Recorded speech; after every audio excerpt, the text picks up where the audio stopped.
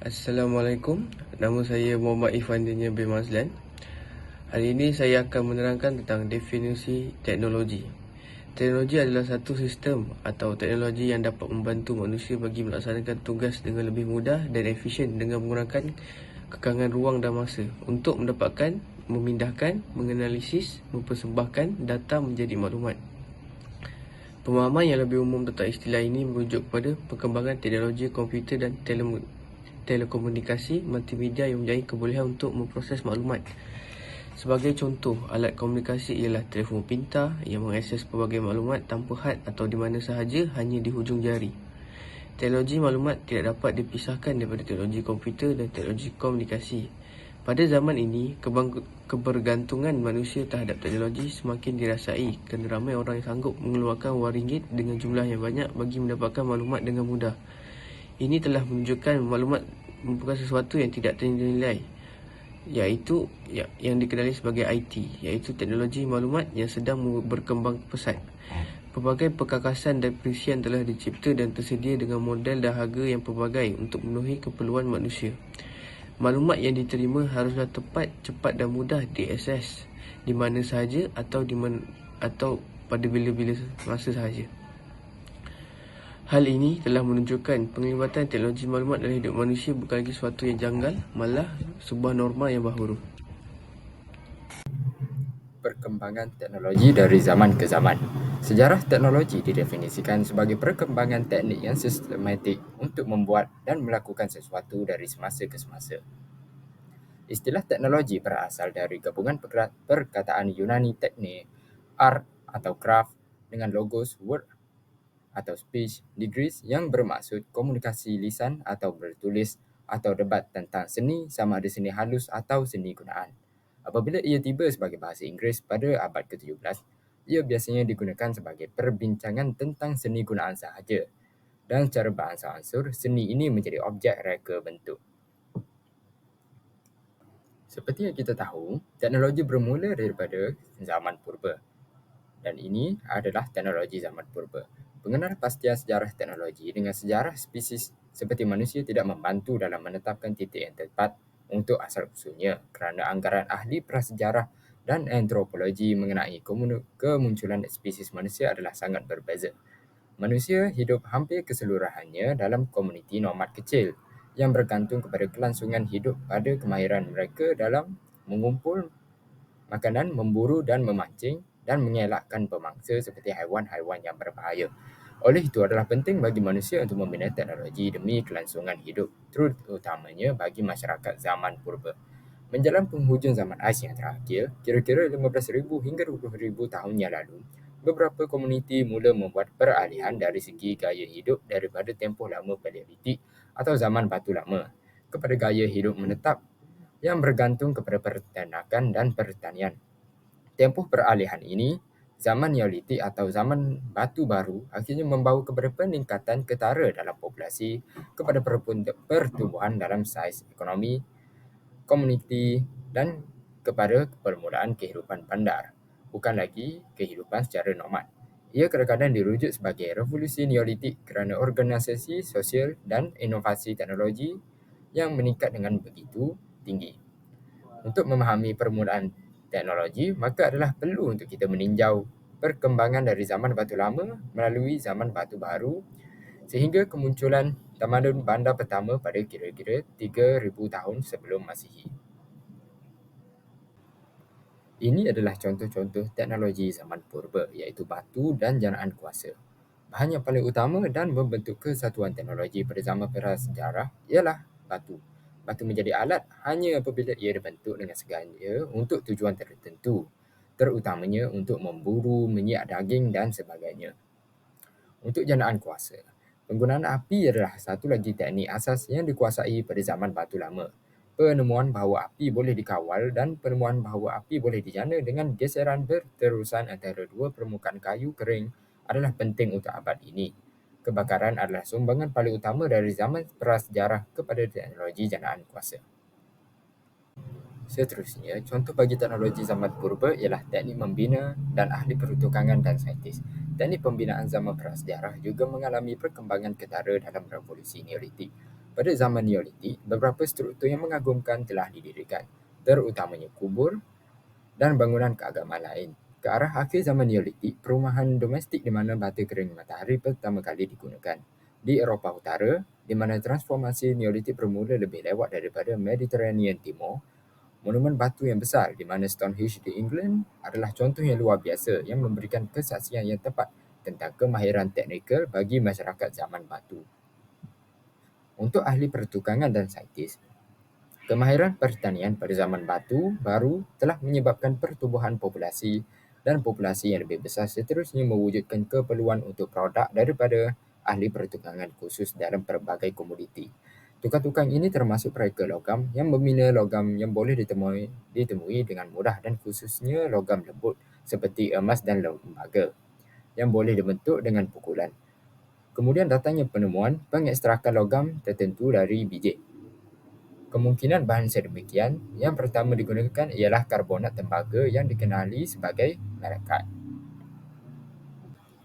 Tembaga dan gangsa dan sistem pengairan adalah contoh teknologi zaman purba. Era tamadun awal bertepatan dengan klasifikasi teknologi zaman tembaga dan zaman gangsa. Kelembutan tembaga, emas dan perak ini menjadikan bahan-bahan tersebut sesuai menjadi perhiasan atau shilling. Masyarakat pada zaman batu itu juga memberi perhatian kepada cara mengeras tembaga untuk dijadikan alat gunaan dan senjata. Seterusnya, sistem pengairan. Satu inovasi cemerlang dalam bentuk pengairan sistematik wujud dan merupakan penambahbaikan dari zaman Neolitik. Tamadun Mesir dan Mesopotamia sangat bergantung kepada dua sistem sungai besar iaitu Sungai Nil dan Tigris Euphrates, yang kedua-duanya mengairi tanah dengan banjir tahunan dan membaja tanah tersebut dengan aluvium yang disimpan di sungai tersebut. Sungai Nil dibanjiri dengan kerap setiap kali musim panas dan tamadun yang berada di lembahnya lebih awal mempelajari teknik pengairan lempangan. Mereka menakung kembali air banjir selepas sungai surut supaya tanah yang diperkaya dengan aluvium dapat menghasilkan hasil sebelum musim seterusnya. Pencapaian teknologi zaman purba jelas terbukti melalui pencapaian teknologi Greece dan Rom pada 500 tahun sebelum Masihi dan 500 tahun Masihi. Sumbangan Yunani dan Rom kepada masyarakat kini tidak dapat kita sangkalkan kerana terlalu banyak dan besarnya sumbangan mereka, termasuklah dalam bidang falsafah dan agama, institusi politik, undang-undang, puisi dan drama, serta dalam bidang spekulasi saintifik. Walaupun sumbangan mereka yang agak terhad dari segi teknologi, masyarakat ini menunjukkan kepintaran yang hebat dan kepekaan estetik di dalam inovasi mekanikal, bidang ketenteraan dan kejuruteraan pembinaan. Kerja mereka juga turut mewakili penyempurnaan garis pembangunan. Paradoks yang jelas dari zaman klasik dunia purba ini memerlukan penjelasan, dan sejarah teknologi boleh memberikan beberapa petunjuk kepada penyelesaian paradoks ini. Contoh pencapaian teknologi Greece dan Rom pada 500 tahun sebelum Masihi dan 500 Masihi. Kemahiran pembuatan besi. Faktor teknologi luar biasa bagi dunia Greco-Rom ialah peleburan besi, iaitu satu teknik yang diperolehi daripada ahli metalurgi kira-kira 1000 tahun sebelum Masihi, yang merebak jauh melampaui sempadan wilayah Empayar Rom. Penggunaan logam telah menjadi umum di Greece dan Kepulauan Aegean menjelang kemunculan zaman klasik kira-kira 500 tahun sebelum Masihi dan telah merebak dengan cepat ke arah barat. Keluli terbaik pada zaman Rom ialah keluli serik yang dibawa masuk ke dunia barat dari India, di mana ia dihasilkan dalam blok berdiameter beberapa inci melalui proses pija dengan mencairkan bahan-bahan dalam bekas tertutup untuk mencapai ketulinan dan konsistensi dalam gabungan kimia. Pertanian. Teknologi pada zaman besi telah digunakan dalam bidang pertanian dalam bentuk mata bajak besi atau berujung besi yang menambah baik teknik pembajakan daripada yang biasa digunakan pada zaman Yunani Rom. Pembajakan tanah bertambah secara baik secara perlahan pada abad-abad ini. Pencapaian teknologi seterusnya bagi teknologi Greece dan Rom pada 500 sebelum Masihi dan 500 tahun Masihi adalah bidang teknologi lain seperti kaca, tenunan kerja kulit dan penghasilan logam halus. Kraf penghasilan utama iaitu pembuatan tembikar dan kaca, tenunan kerja kulit, penghasilan logam halus dan sebagainya adalah mengikuti garis masyarakat terdahulu dengan perkembangan penting dalam gaya penghasilannya. Manusia mengalami perubahan teknologi yang sangat pesat, terutamanya teknologi dari zaman pertengahan hingga ke tahun 1750. Kemajuan zaman pertengahan 500 hingga 1500 Masihi. Milenium antara kejatuhan Empayar Rom Barat pada abad ke-5 Masihi dan permulaan perluasan kolonial Eropah Barat pada akhir abad ke-15 telah dikenali sebagai zaman pertengahan, dan bahagian separuh pertama daripada tempoh ini terdiri daripada 5 abad zaman gelap. Kini, kita tahu bahawa tempoh itu tidaklah begitu stagnan dari segi sosial seperti yang dicadangkan oleh tajuk ini. Kemajuan teknologi pada zaman pertengahan adalah disebabkan dua perkara. Pertama, banyak institusi daripada beberapa empayar terselamat daripada keruntuhan dan mempengaruhi pembentukan tamadun baru yang berkembang di Eropah Barat. Kedua, dan lebih penting, puak Teutonik yang berpindah ke sebahagian besar Eropah Barat tidak datang dengan tangan kosong, dan dengan mengambil kira dalam beberapa aspek, teknologi mereka jauh lebih unggul daripada teknologi Rom. Antara contoh kemajuan teknologi zaman pertengahan ialah pertanian dan kraftangan. Untuk pertanian dan kraftangan, dengan sumber kuasa baru yang boleh dipergunakan, Eropah zaman pertengahan mampu meningkatkan produktiviti dengan banyak. Ini amat ketara dalam bidang pertanian, di mana penggantian lembu kepada kuda yang lebih pantas dan pengenalan tanaman baru yang membawa peningkatan yang ketara dalam kuantiti dan kepelbagaian makanan, daya dan tenaga penduduk.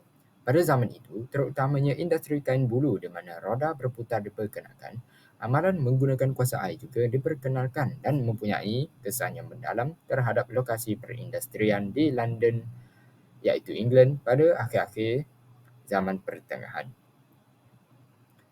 Untuk seni bina, agak sedikit struktur seni bina yang bertahan dari zaman kegelapan. Tetapi, abad-abad akhir zaman pertengahan adalah zaman pembinaan yang hebat. Seni bina Romanesque dan Gotik yang menghasilkan sumbangan estetik yang luar biasa pada zaman pertengahan merangkumi inovasi teknologi yang ketara dan seni bina estetik. Contoh seterusnya yang menunjukkan kemajuan teknologi zaman pertengahan ialah pengangkutan. Teknologi zaman pertengahan memberikan sedikit sumbangan kepada pengangkutan pedalaman. Walaupun terdapat beberapa percubaan dalam pembinaan jambatan dan dalam pembinaan terusan, pintu berkunci telah dibangunkan seawal tahun 1180 apabila ia digunakan di terusan antara Bruges yang kini di Belgium dan lautan. Jalan raya pada zaman itu tidaklah sebaik seperti zaman kini, menyebabkan kenderaan tidak dapat bergerak dengan lancar sepanjang tempoh itu. Pengembara seperti jemaah haji mengembara dengan menunggang kuda, dan ini kekal sebagai mod pengangkutan pedalaman terbaik untuk berabad-abad. Berbalik kepada pengangkutan laut, zaman pertengahan menghasilkan kapal laut yang dipercayai bergantung sepenuhnya kepada kuasa angin, dan bukannya gabungan angin dan otot. Seterusnya, kemunculan teknologi barat pada tahun 1500 dan 1750 menunjukkan perubahan yang amat drastik dalam perkembangan teknologi. Sejarah teknologi zaman pertengahan adalah satu perkembangan yang perlahan tetapi besar. Dalam tempoh berikutnya, tempoh perubahan meningkat dengan ketara dan dikaitkan dengan pergolakan sosial, politik, agama dan intelektual yang mendalam di Eropah Barat.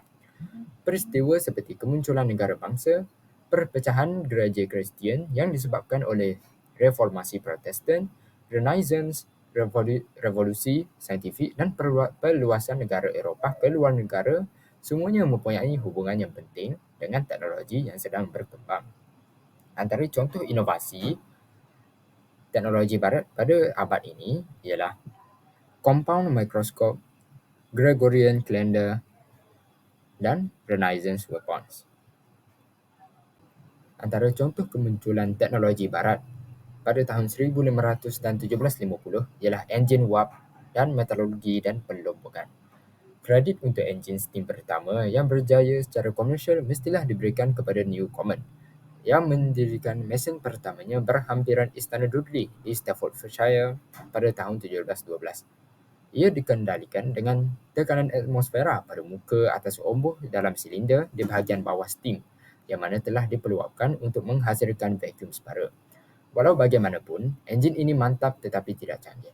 Hal ini kerana penggunaan bahan api yang tinggi menjadikan enjin ini tidak ekonomik kerana harga arang batu yang mahal.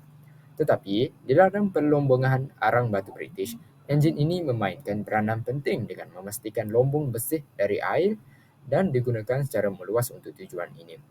Dengan cara ini, enjin Watt awal memenuhi salah satu keperluan yang paling mendesak industri British pada abad ke-18.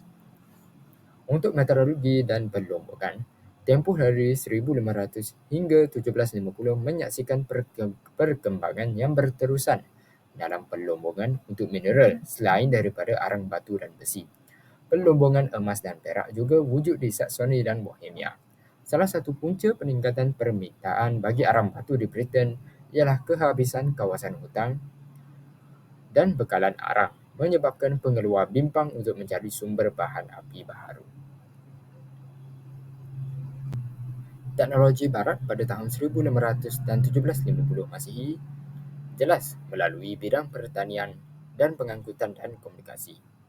Aktiviti komersial dan pasaran yang semakin meningkat untuk makanan disebabkan oleh peningkatan populasi yang bercita-cita untuk mempunyai taraf hidup yang lebih tinggi dan citarasa bangsawan British untuk menambah baik ladang untuk menyediakan rumah desa yang mewah telah menyebabkan sistem pertanian tradisional Britain telah berubah. Adalah penting untuk kita mengambil perhatian bahawa ini adalah perkembangan British kerana ia merupakan salah satu petunjuk peningkatan tekanan kepada sektor perindustrian sebelum revolusi perindustrian. Untuk pengangkutan dan komunikasi, seperti teknik pembinaan, pengangkutan dan komunikasi mencapai kemajuan yang hebat tanpa sebarang inovasi teknikal yang canggih. Pembinaan jalan telah bertambah baik di Perancis dan dengan siapnya Kanal du Midi antara Mediterranean dan Teluk Biscay pada tahun 1692, kejuruteraan awam berskala besar mencapai kejayaan yang cemerlang. Terusan ini adalah sepanjang 241 km dengan 100 kunci, terowong, 3 saluran air utama banyak perbentuk.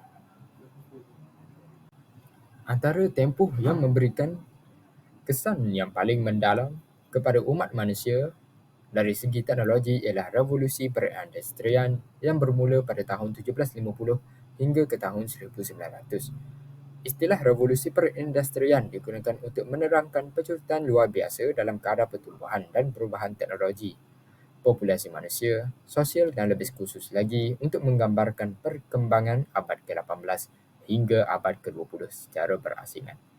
Revolusi perindustrian telah menjadi fenomena biasa di seluruh dunia di mana ia telah berlaku di seluruh pelosok dunia kecuali beberapa negara yang mundur. Tanpa sebarang keraguan, ia berlaku pertama kali di Britain dan kesannya ia merebak secara beransur-ansur ke benua Eropah dan Amerika Utara. Revolusi perindustrian ini diteruskan lagi untuk mengubah kehidupan sosioekonomi Asia, Afrika, Amerika Latin dan Australasia secara radikal. Antara contoh teknologi daripada revolusi perindustrian pada tahun 1750 hingga ke tahun 1900 ialah teknologi jalaan kuasa dan kincir angin.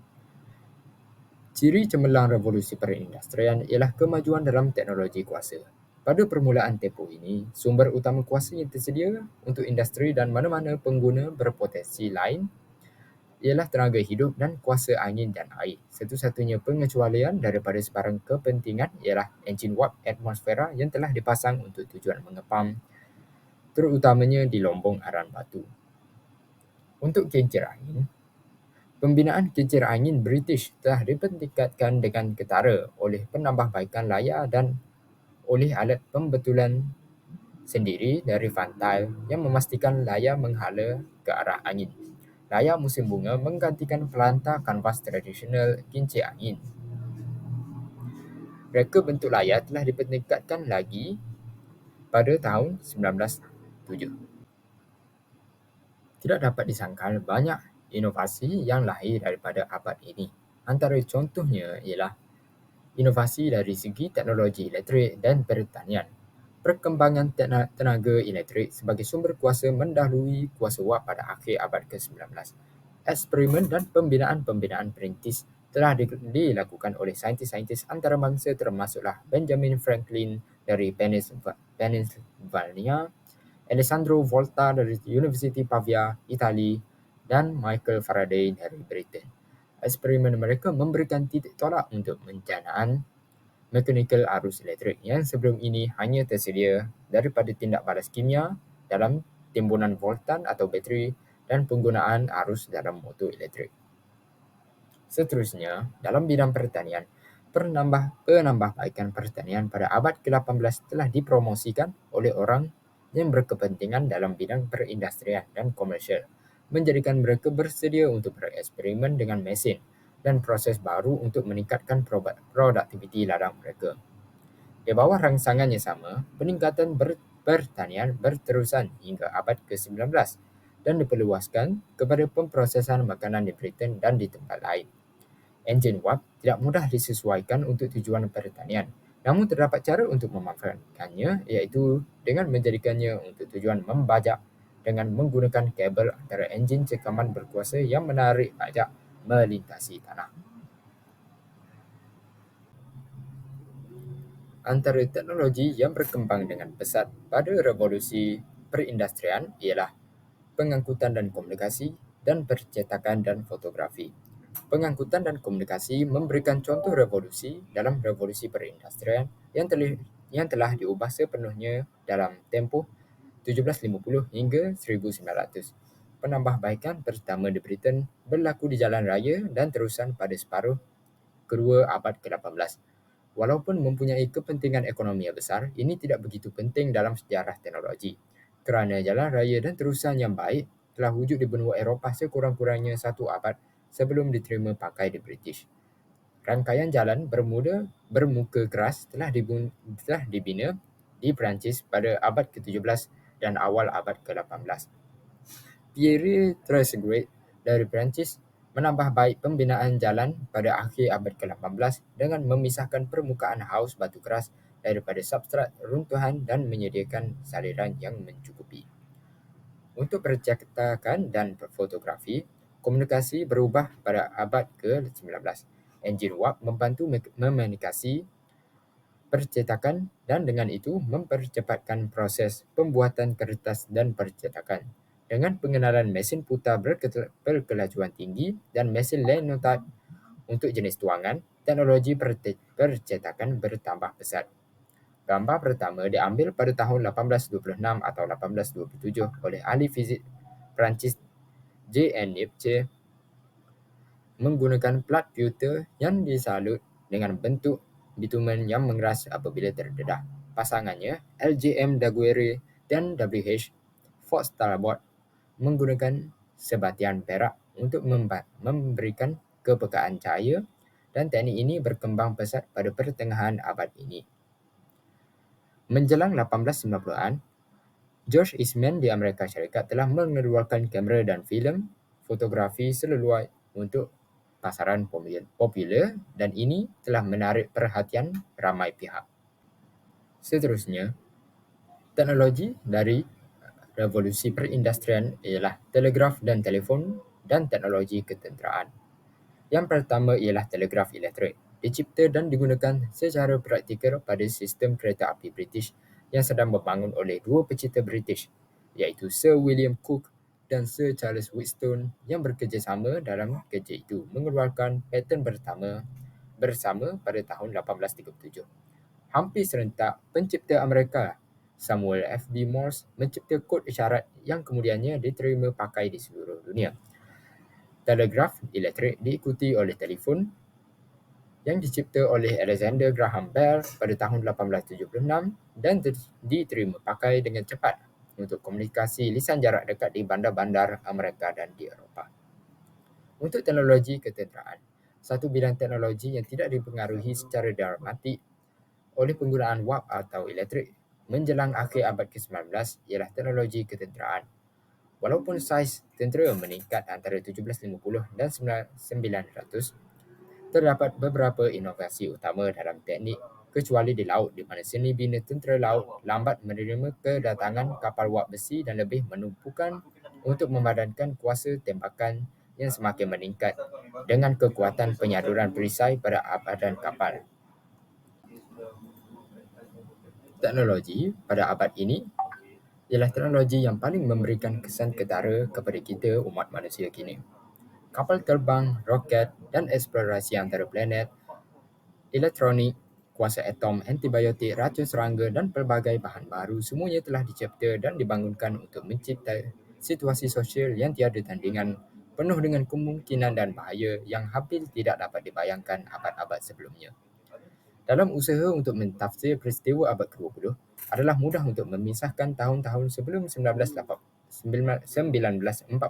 daripada tahun-tahun berikutnya.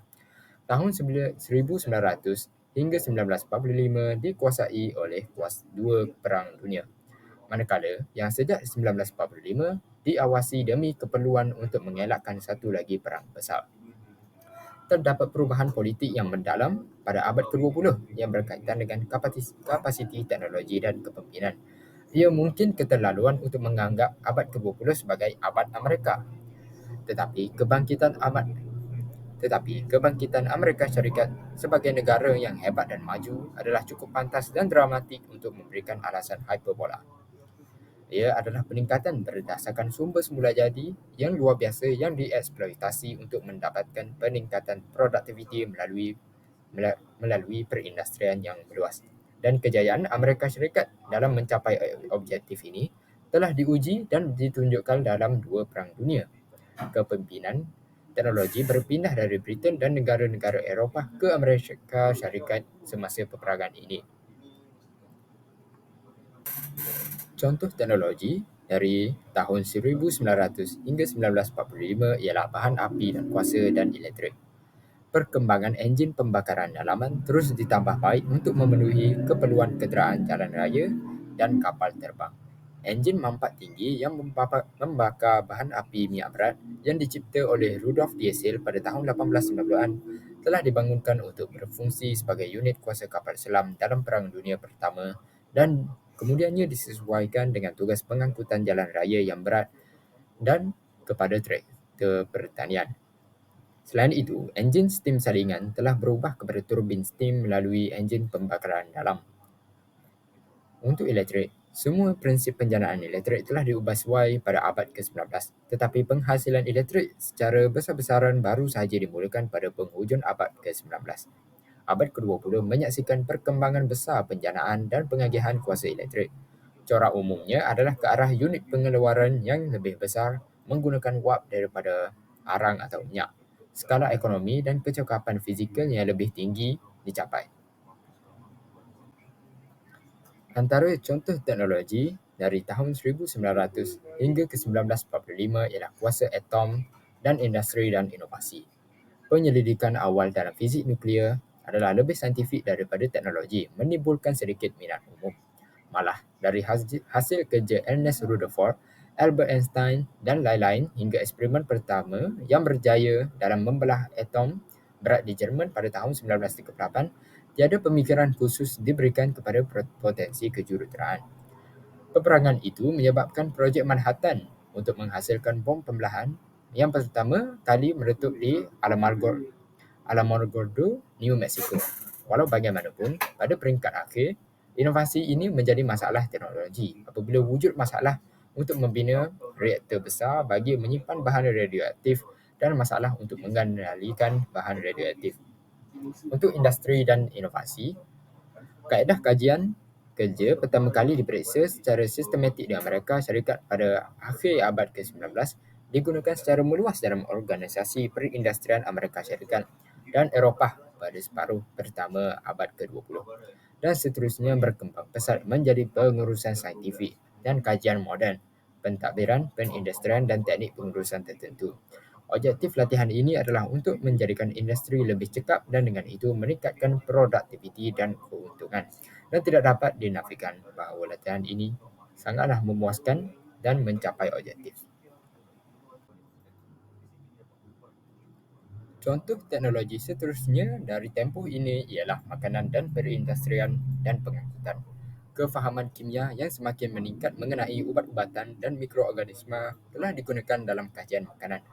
Analisis hubungan antara jenis makanan tertentu dan prestasi fizikal manusia membawa kepada pengenalpastian vitamin pada tahun 1911 dan klasifikasinya kepada 3 jenis pada tahun 1919 dengan penambahbaikan dan pembahagian berikutnya.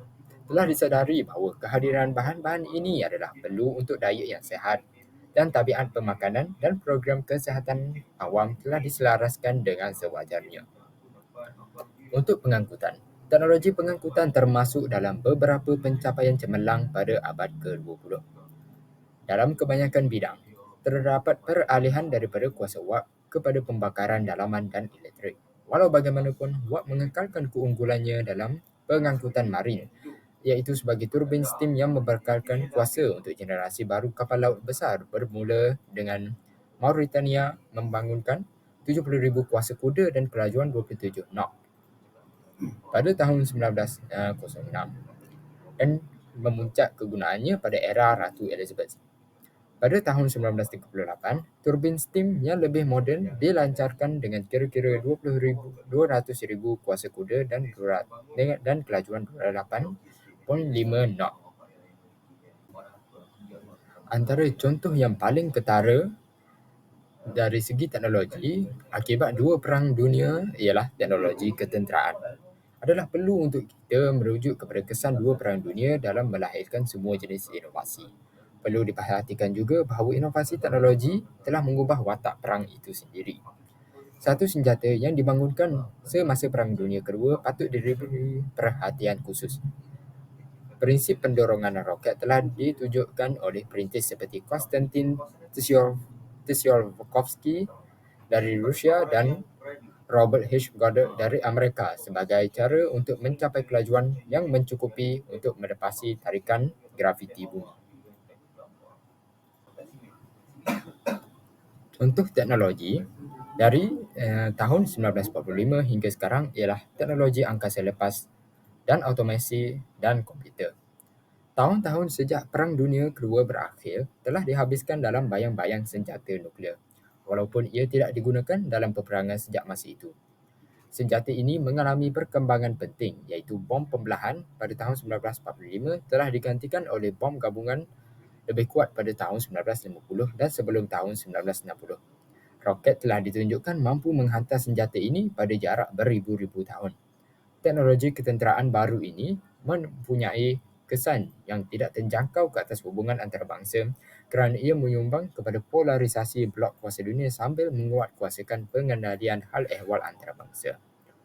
Untuk automasi dan komputer, peralatan penting ialah komputer, terutamanya komputer digital elektronik ciptaan abad ke-20 yang teorinya telah ditambah baik oleh ahli matematik dan pencipta Charles Babbage pada tahun 1830-an.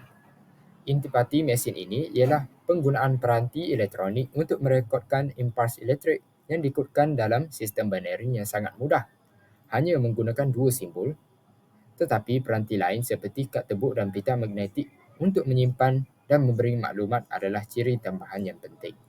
Komputer awal bagaimanapun sangatlah berbeza dengan komputer pada masa kini. Komputer awal adalah mesin besar dan mahal dan aplikasi umum mereka ditangguhkan sehingga penciptaan transistor merevolusi teknologi komputer.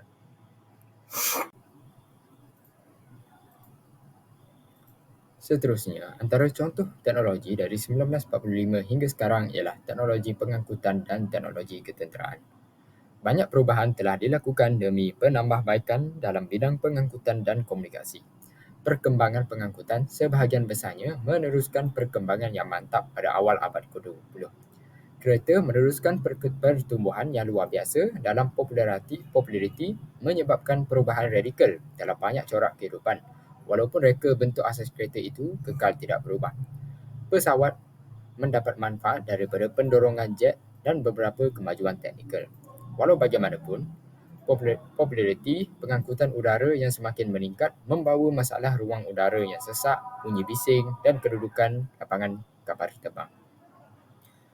Dari segi teknologi ketenteraan pula, teknologi ketenteraan telah mengambil berat dengan penyusunan semula strategi radikal yang disebabkan oleh penciptaan senjata nuklear yang cara menggunakannya adalah melalui peluru berpandu balistik antara benua. Selain daripada ciri-ciri utama ini dan sistem elektronik yang terperinci bertujuan untuk memberikan amaran awal serangan berpeluru berpandu. Penyusunan semula tentera telah menekankan kebolehgerakan yang tinggi melalui pengangkutan helikopter dan pelbagai kenderaan bersenjata.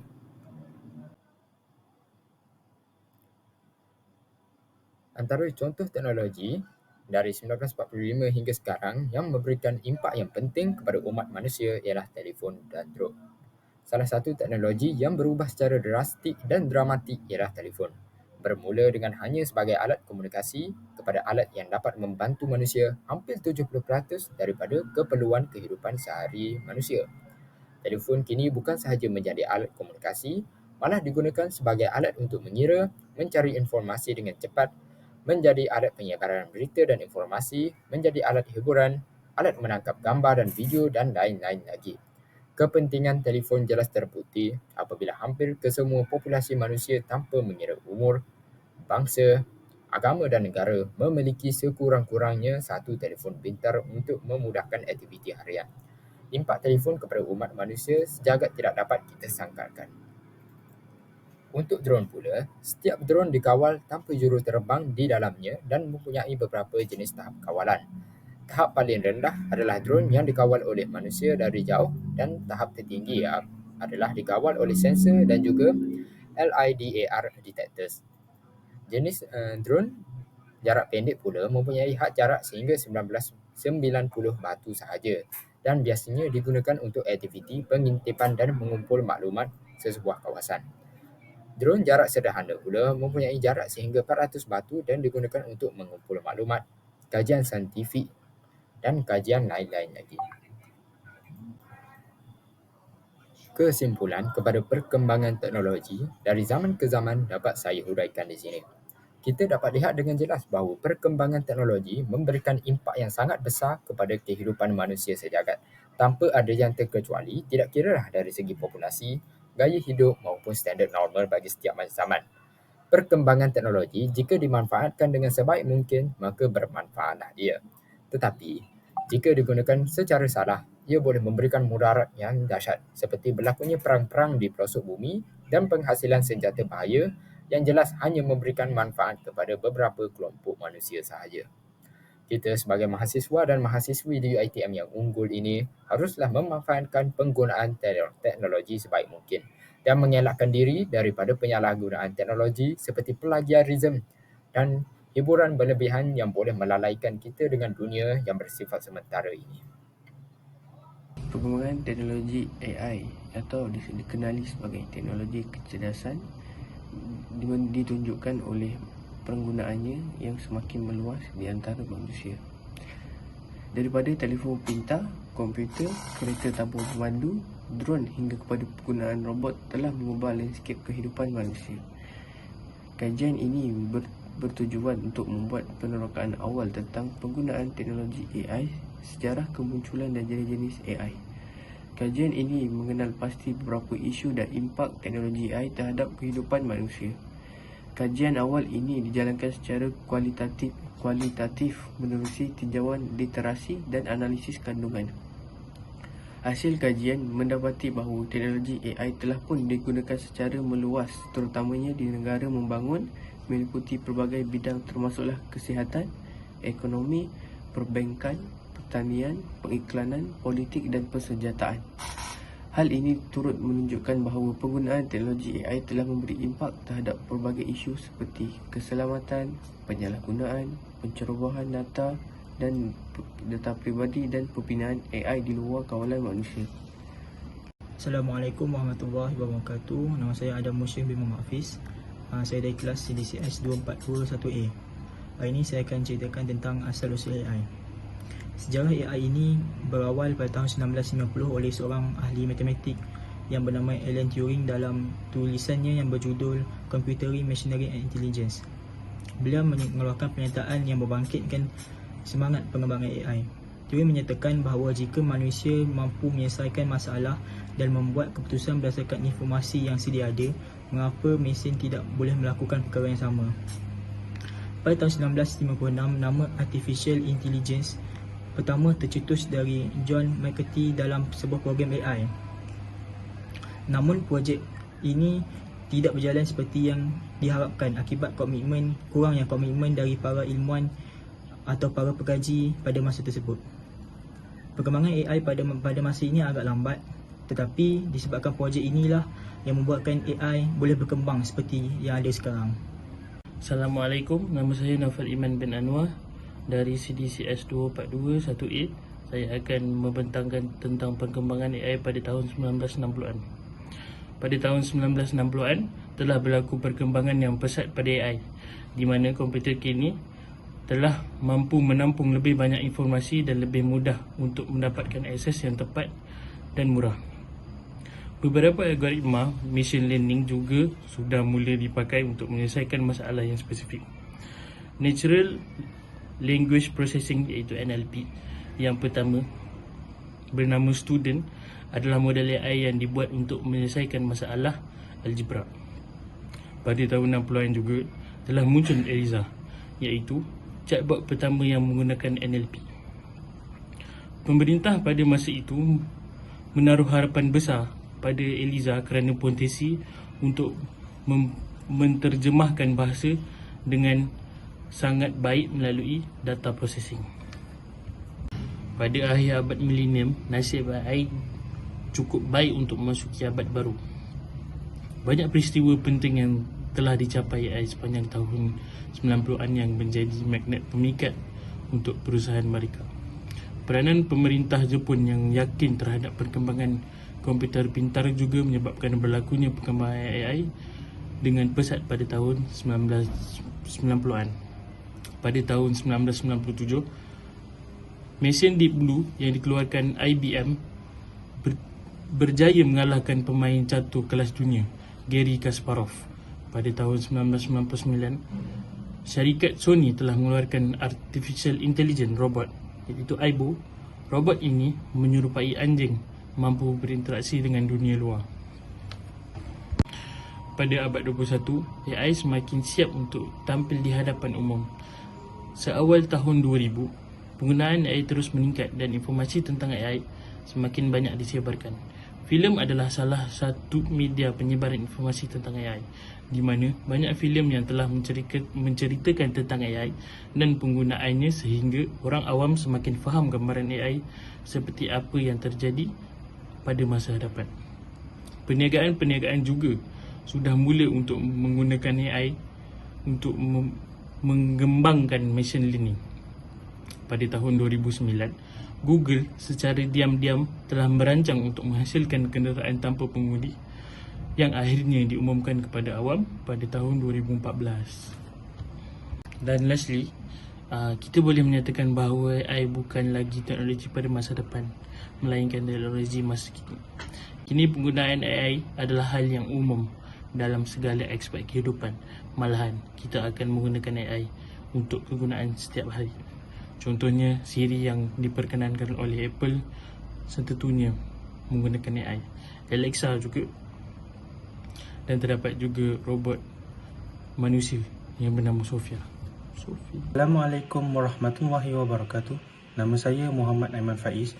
Jadi pada hari ini saya akan menerangkan bagaimana AI berfungsi. Kecergasan buatan atau singkatannya AI ialah program khas yang membantu mesin dan robot bertindak dan berfikir seperti manusia. Ia seperti otak yang dimasukkan ke dalam komputer atau robot. Tetapi dengan AI, komputer boleh belajar dan memahami perkara seperti yang dilakukan oleh manusia. Ini menjadikan mereka lebih membantu dan memberikan jawapan yang lebih baik. Para saintis sentiasa berusaha untuk menambah baik teknologi ini supaya komputer boleh berfikir sama seperti kita manusia. Jadi mari kita mengenali jenis-jenis AI. Jadi AI terbagi kepada 3. Yang pertama adalah Artificial Neural Intelligence, dalam bahasa singkatan ANI. Yang kedua adalah Artificial General Intelligence, AGI. dan yang terakhir adalah Artificial Super Intelligence ASI. Jadi mari saya ulas sedikit mengenai AI ini.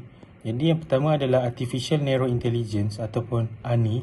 Ia seperti komputer pintar yang boleh melakukan tugas yang mudah dan membantu. Ia boleh mengetahui sama ada kereta atau tidak mempunyai minyak yang mencukupi dan memberitahu pemandu dengan menghidupkan lampu pada papan pemuka. Itu adalah contoh AI. ANI. Jadi seterusnya adalah AGI, Artificial General Intelligence. Kecerdasan buatan yang sudah mencapai tahap ini mampu dan setanding pemikirannya dengan manusia. Malah mampu berfikir lebih pantas daripada manusia. Pengiraan dalam jumlah yang besar dan melibatkan proses kiraan campur seperti bahagi dan darab, tambah, tolak, punca kuasa dan sebagainya adalah sukar untuk dikira oleh manusia dalam masa yang singkat. Namun, mesin yang mempunyai AGI mampu untuk mengira dalam 10 juta kali lebih pantas berbanding manusia. Yang terakhir adalah ASI, Artificial Super Intelligence. ASI adalah sistem komputer yang sangat cerdas yang dapat berfikir seperti manusia biasa dalam berbagai mata pelajaran. Dan kajian menunjukkan mereka tidak yakin apakah ada orang yang telah membuat mesin dengan kecerdasan seperti ini. Seterusnya saya akan membincangkan berkenaan kelebihan AI. Yang pertama ialah meningkatkan kecekapan. Kajian telah membuktikan bahawa sistem teknologi AI mampu mencegah kanser dalam bidang kesihatan, membantu proses pelaburan dan jual beli saham dalam bidang ekonomi kewangan, membantu juruterbang dalam memberi maklumat kedudukan pesawat, tekanan udara dan keadaan cuaca dalam bidang penerbangan, memandu kenderaan tanpa kawalan dan robot tutor telah pun diperkenalkan dalam pendidikan di sekolah. Kewujudan AI menjadi sebuah mesin pintar dalam melaksanakan segala pekerjaan yang ditugaskan kepadanya. Seterusnya, AI mampu menyelesaikan masalah. Robot yang mempunyai sistem AI di dalamnya ia boleh menggunakan banyak perkara seperti bergerak, mendengar, bercakap, berkomunikasi dan berfikir. Pendek kata, robot AI ni seperti manusia lah. Jadi salah satu contoh robot pintar ialah Zora yang boleh membantu kanak-kanak kurang upaya dalam terapi dan memotivasikan mereka. Jadi robot Zora ni dia seperti orang biasa, macam kita manusia. Dia mampu untuk bercakap dan juga mampu untuk menenangkan kita. Dia faham tentang perasaan manusia biasa. Contoh lain adalah robot Da Vinci yang digunakan dalam bidang perubatan. Ia boleh menyelamatkan nyawa dengan membantu dengan pembedahan dan mengesan masalah dalam badan kita seperti kanser. Robot Da Vinci benar-benar mahir dalam perkara yang manusia tidak boleh lakukan juga. Seterusnya adalah mempermudahkan urusan harian. AI dapat membantu dalam pelbagai aspek, contohnya dalam bidang perniagaan. Sebagai contoh dalam bidang perusahaan kilang, sebelum ini pengusaha kilang memerlukan tenaga kerja yang banyak dan perlu menggaji ramai orang. Tetapi sejak kewujudan AI, pengusaha kilang hanya perlu menggajikan pekerja kilang dalam kuantiti yang sedikit berbanding sebelum ini. Beberapa contoh AI yang digunakan dalam perniagaan adalah chatbox, logistik pintar, enjin pengesyuran. Chatbox boleh bercakap dengan pelanggan dan membantu mereka dengan soalan mereka atau memberikan mereka cadangan. Enjin pengesyuran boleh membantu perniagaan memutuskan amount yang perlu di-charge untuk sesuatu dan boleh meramalkan perkara yang pelanggan mungkin mahu beli. Syarikat seperti Amazon dan Alibaba adalah antara yang pertama menggunakan AI dalam perniagaan mereka. Jika sesuatu perkara itu mempunyai kelebihan, maka ia juga mempunyai masalah. Sama juga seperti AI. Jadi mari kita kupas sedikit demi sedikit apakah masalah AI di dalam kehidupan kita. Jadi yang pertama adalah data peribadi akan terancam menggunakan Facebook. Platform seperti media sosial seperti Facebook, Twitter, WhatsApp dan Instagram kadang-kadang boleh menyebabkan maklumat peribadi orang ramai diakses tanpa kebenaran mereka. Ini boleh berlaku kerana teknologi AI yang boleh digunakan oleh orang tertentu untuk memanipulasikan dan menggunakan data peribadi untuk tujuan mereka sendiri. Contoh, di setengah negara data orang ramai telah digunakan untuk mempengaruhi pilihan raya penting, seperti pilihan raya untuk Presiden Trump di Amerika Syarikat yang sangat-sangat bahaya impaknya kepada kita. Masalah yang kedua adalah keselamatan di peringkat global bakal terancam kerana teknologi AI sangat membantu, tetapi setengah orang menggunakannya dengan cara tidak baik. Mereka menggunakannya untuk menyakiti orang lain dan melakukan perkara buruk seperti keganasan. Mereka juga menggunakannya untuk mengawal dan mendiskriminasi golongan orang tertentu seperti di Uyghur di China. Ini benar-benar buruk untuk dunia kita, malah boleh mengancam demokrasi kita. Teknologi AI semakin pintar malah dapat mengenali pasaran dan tindakan orang. Pada masa hadapan, ia boleh digunakan untuk menyakiti dan mengawal orang berdasarkan perkara seperti warna kulit, bangsa, agama dan jantina mereka. Yang terakhir adalah AI mampu mengancam keselamatan umat manusia. Teknologi AI mempunyai tahap yang berbeza-beza seperti yang kita sudah ulaskan di awal. Dan AGI ialah tahap paling tinggi yang boleh melakukan banyak perkara. ASI lebih tinggi dan boleh melakukan lebih daripada manusia. Pada peringkat ini, sistem AI boleh membuat keputusan mereka sendiri dan tidak memerlukan manusia untuk memberitahu mereka apa yang perlu dilakukan. Ini membimbangkan sesetengah orang seperti Elon Musk dan Bill Gates kerana mereka berpendapat AI boleh menjadi terlalu berkuasa dan mengatasi mereka. Stephen Hawking juga telah memberi amaran bahawa jika kita mencipta AI yang terlalu pintar dan lalu kita tidak dapat mengawalnya, ia boleh membahayakan keselamatan umat manusia. Seterusnya saya akan menguraikan isu-isu melibatkan teknologi AI. Jadi ada beberapa isu. Yang pertamanya adalah pencurian duit 1 sen yang berlaku pada tahun 1990. Yang kedua adalah kes penipuan atau dalam bahasa Inggerisnya adalah scammer yang sangat kerap kali berlaku di negara kita. Dan yang terakhir, ini adalah isu yang sangat membahayakan dan menggusarkan terutamanya di peringkat remaja, iaitu pengaruh tontonan pornografi. Jadi saya akan ulaskannya. Yang pertama adalah pencurian 1 sen. Pada suatu ketika dahulu, ada seorang bernama Aman Shah yang bekerja di sebuah bank. Bank menghantarnya untuk ke kursus komputer untuk belajar tentang perbankan pada komputer. Aman Shah banyak belajar dan menjadi sangat berpengetahuan terhadap perbankan komputer.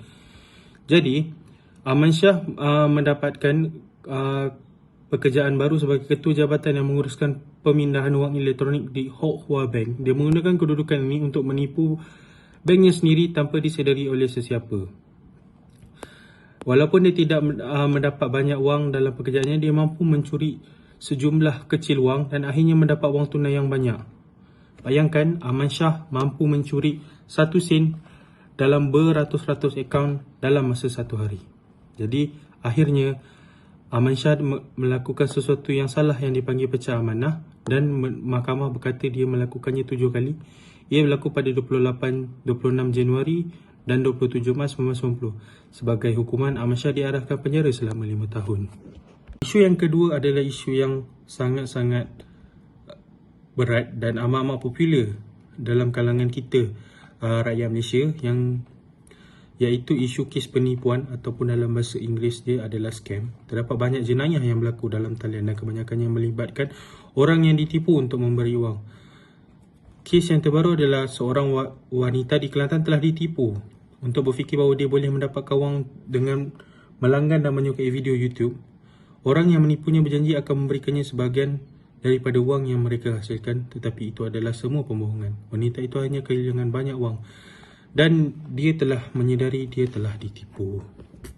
Isu yang terakhir adalah pengaruh tontonan pornografi. Pornografi adalah masalah besar kerana internet. Dengan penutupan COVID-19, lebih ramai remaja menggunakan internet dan ada yang terlibat dalam aktiviti tidak sesuai seperti melihat kandungan dewasa.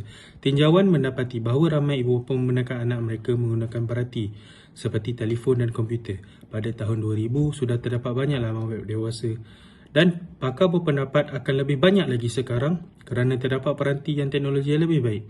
Melihat gambar atau video yang tidak sesuai untuk seketika boleh membuatkan otak anda berasa sangat baik dan membuatkan anda ingin melakukan perkara yang berasa baik. Ia boleh membuatkan anda berfikir tentang perkara yang tidak sesuai untuk kanak-kanak. Jadi anda tidak tahu mengawal perasaan ini. Ia boleh membuatkan anda melakukan perkara yang tidak betul dan boleh menyakiti orang lain. Sekian daripada saya. Terima kasih. Harapan saya agar perkembangan teknologi AI ini terus berkembang dalam pelbagai bidang. Sebagai contoh dalam bidang perubatan. Dalam bidang pembuatan ini, ketepatan yang tinggi dalam pengimajan yang sangat diperlukan. Oleh itu, ciri-ciri yang ada pada AI mampu untuk menganalisa imej dengan tepat dan konsisten. Sebagai kesimpulannya, walaupun teknologi ini membawa banyak kebaikan seperti memberi impak terhadap kesejahteraan sosial dan kemakmuran bersama, namun kita sebagai manusia perlulah menggunakannya dengan bijak agar AI ini dapat menjadi satu alat untuk memajukan masyarakat dan negara. Sekian dari saya, terima kasih.